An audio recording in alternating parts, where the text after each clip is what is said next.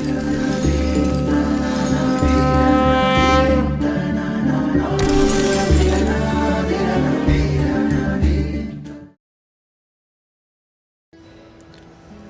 શ્રી સ્વામિનારાયણ. વહાલા ભક્તો, ભગવાન શ્રી સ્વામિનારાયણ દીક્ષિત નંદ સંત જીવન ચરિત્ર પરમહંસ ગાથા ભાગ પહેલો.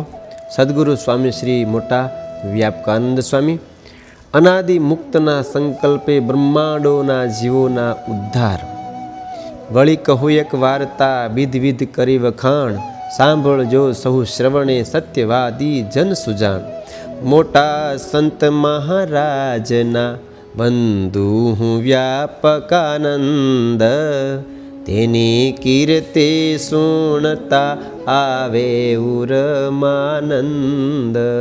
અક્ષર પુરુષ સ્વામી પૂર્ણ પુરુષોત્તમનો અદ્ભુત મહાત્મ્ય સમજાવતા 11મી વાતમાં લખે છે, સ્વામિનારાયણ ભગવાને વચનામૃત ગરડા પ્રથમ પ્રકરણનું 3. એમાં કહ્યું છે કે ભગવાનના જે અવતારે કરીને જે લીલાઓ કર્યા હોય તે સર્વે સંભાળી રાખવા, પણ તે કયા અવતારના ચરિત્ર સાંભળવે કરીને શ્રીજી મહારાજની મૂર્તિનું સુખ આવે. તો ગોપાળાનંદ સ્વામી, નિત્યાનંદ સ્વામી, બ્રહ્માનંદ સ્વામી આદિક સંત તથા પર્વતભાઈ, ગોરધનભાઈ આદિક હરિભક્તોના ચરિત્ર સાંભળીએ તો શ્રીજી મહારાજની મૂર્તિનું સુખ આવે, અને એમના નામ યાદ કરીએ તો તે રૂપ કરી મૂકે.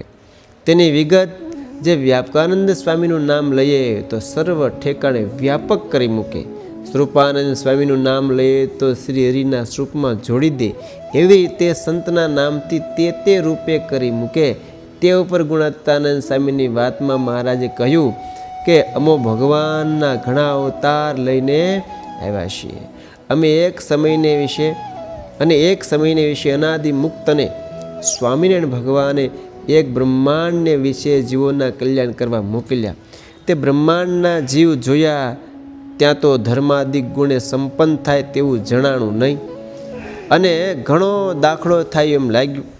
તેથી તે અનાદિ મુક્તને એમ સંકલ્પ થયો છે, આ બધા જ અક્ષરધામમાં પહોંચો. ત્યાં તો આખા બ્રહ્માંડના જીવ અક્ષરધામમાં પહોંચ્યા. આ રીતે અનાદિ મુક્તને સંકલ્પે કરીને કલ્યાણ થાય. પણ પૂર્વ જે કહ્યા તે તો પોતાના વિશે જોડે તો મોક્ષ કરે. અનાદિ મુક્તની પેઠે સંકલ્પે કરીને આખા બ્રહ્માંડના જીવને અક્ષરધામમાં મોકલી શકે નહીં. તો આ ભગવાન પુરુષોત્તમ નારાયણનો મોટો પ્રતાપ છે. જો આવો મહિમા સ્વીકારાય, જીવનમાં તેની દ્રઢતા થાય તો દોષને ટાળતા, વાસનાને બાળતા, ભગવાનને મળતા કોઈ વાર લાગે નહીં. આવો મહિમા સમજાય ત્યારે ભગવાનનું અખંડ ભજન થાય, મૂર્તિમાં ડૂબી જવાય. ભજનનો બહુ જબરો પ્રતાપ છે. ભજનથી જીવમાં તાકાત આવે છે. અને હવે એવા ભજનની વાત કરીએ તો કાર્યાણીમાં ભગવાન સ્વામિનારાયણ સર્વ પરમહંસ સહિત સભા કરીને બેઠા છે. કૂવાનો કાંઠો છે. પછી તે પરમહંસને શ્રીજી મહારાજે પોતાના સર્વોપરી ઐશ્વર્યને દેખાડ્યા. ત્યાર પછી પરમહંસ નોખા બોલ્યા. તેમાં કેટલાક સંતો એમ કહે છે, મહારાજ આ સભાને લઈને અક્ષરધામમાં જાઓ. વળી એક સંત કહે, મહારાજ મારો તો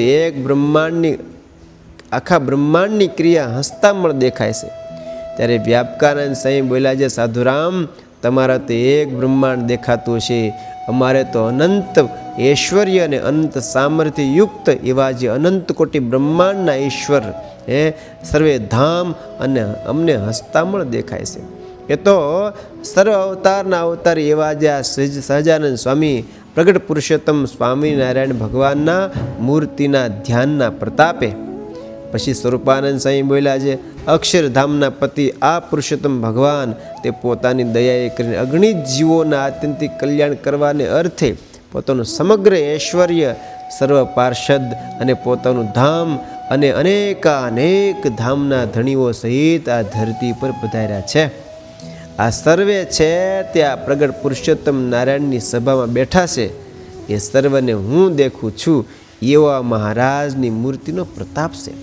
આવી રીતે ભગવાને પોતાની દૃષ્ટિ માત્રે કરીને, પોતાનું ઐશ્વર્ય દેખાડીને, પોતાના પ્રતાપે કરીને સર્વ સંતનું ઐશ્વર્યને ફરી પાછા તાણી લેતા હવા, ત્યાર પછી ભગવાન સ્વામિનારાયણે સંત પ્રત્યે કહેવું છે, અમોએ તમારા સુખને અર્થે તમારું ઐશ્વર્ય ઢાંકી રાખ્યું છે, પણ જો તમે જેવા છો તેવા તમારું ઐશ્વર્ય દેખાડો ને તો બ્રહ્માંડ પણ ગણતરીમાં આવે નહીં. તો જીવની શી ગણતી?